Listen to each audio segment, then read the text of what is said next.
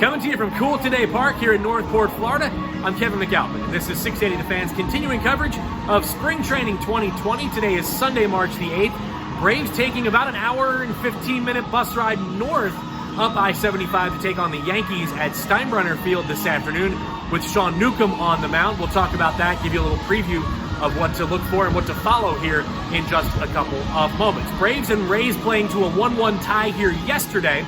And the highlight of the day was Mike Foltynewicz, who worked 3 2/3 innings, walked 2, struck out 6, did not give up a run. Had some hard contact early in the ballgame, but I thought he was able to really mix up his entire assortment. Fastball, breaking ball, the slider looked really sharp. And I think one of the reasons why his slider has been so effective here in spring this year, as opposed to years past, is the fact that he hasn't been trying to throw it since day one. He came into camp, he talked about it even in the first couple of days of spring, just trying to take things a little more easy this time around. And I think that's something he's learned over the years, where maybe in years past he's come in here and tried to break off a bunch of sliders early on in camp. And you'll recall, this time last year he was dealing with bone spurs in his right elbow. But the good news is he's healthy. He didn't do the elbow shake that I know scared a lot of you when he took on the Boston Red Sox last Sunday down there in Fort Myers. But I thought his stuff looked good. Fastball location was really good, especially in the 3rd and 4th inning yesterday. Matter of fact, 6 strikeouts, probably should have been 7. Final batter he faced, he ended up walking, but it was a fastball that was right off the outside corner.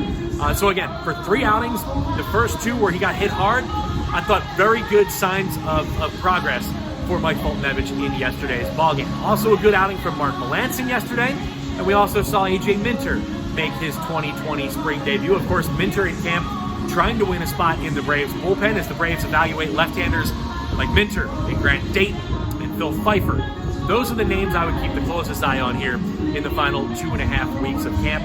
Those guys have all thrown the ball well in spurts, but again, it's good to see Minter back on the mound. Some folks I've talked to that have watched him on the backfields, they've been very encouraged by the progress they've seen him make, even not facing live hitters to this point. But again, good to see Minter back out there. A guy who's had some periodic success at the big league level, but of course last year the walks were an issue.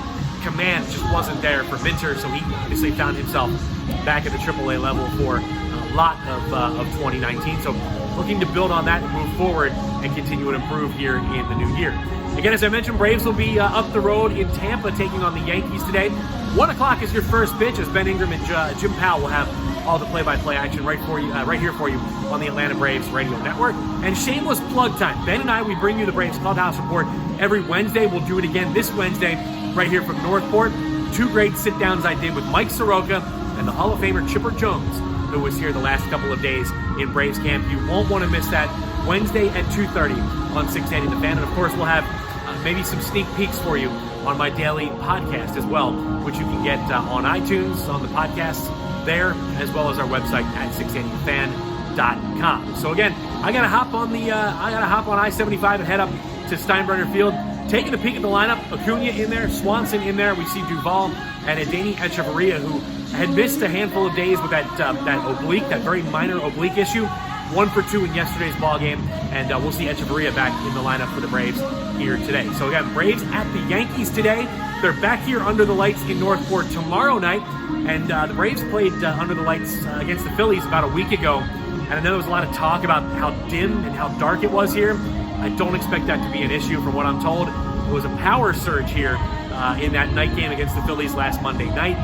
They've worked it out, they've got it solved, so expect much brighter conditions here tomorrow night for the Braves and the Red Sox. That is a 6 o'clock first pitch here back in Northport. So again, I got to hop on 75, follow all of our coverage and all the updates from Steinbrenner Field at 680 The Fan on Facebook, Twitter, and Instagram.